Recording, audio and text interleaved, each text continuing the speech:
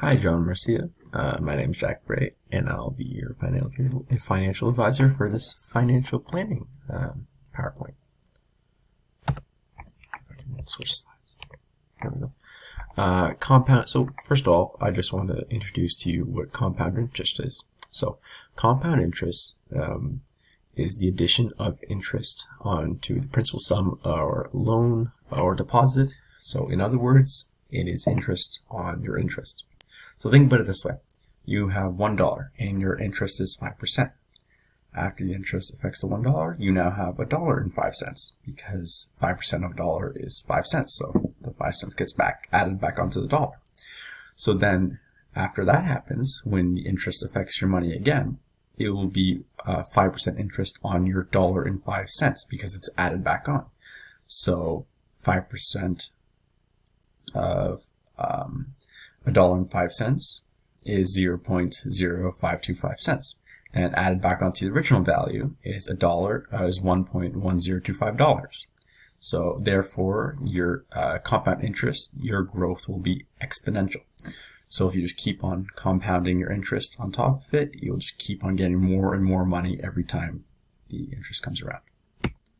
So I want to introduce you to a way you guys could start saving more money, and by doing that, so you can get a short down payment on your house, and the way you can do that is invest it in a stock. And the stock I've chosen for you is the Toronto-Dominion Bank. So just to start off with some interest rates on the stocks. So the total return over a 5-year span, because originally that's how much it would take, how long it would take you to get a down payment on your house, which is 5 years and 3 months, is 11.72%. And on the actual Toronto-Dominion Bank stock, the dividend yield, as you can see on the right, is 3.83%.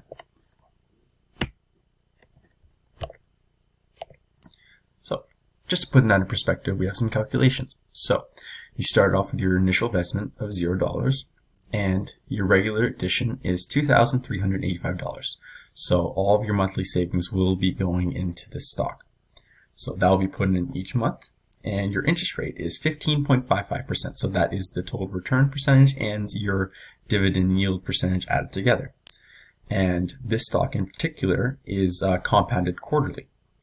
Therefore, as it shows here, after 4 years, you will have $156,743.60, which is $6,000 more than you need. So essentially, you will be able to pay the down payment on your house just under 4 years, compared to before when you were at 5 years and 3 months. So just some importance of your savings. First off, as I stated before, you started at 5 years and 3 months. Now you're just under 4 years. That is a substantial drop. And basically, the point I want you to stick to this and to not deviate off your path and take any money out of your investment is because that will just extend the period of time that you're waiting to put the down payment on your house, or the amount of time you're saving on the house. So look at short-term sacrifices for your sooner reward. So if you stick to your plan and keep on putting that just over $2,000 in your investments per month for just under 4 years, sooner than later, you will have your down payment covered on your house, and you will be able to use that money to more things you want, like vacation, eating out, and anything you want to do. So, anyways, and afterwards, you're done with the stock to pay the down payment on your house. Doesn't mean you have to finish with the stock. You can keep on investing your money into the stock. Maybe you could expand your portfolio, and you can make some more money on the side. It's a very good way and a smart way to invest your money.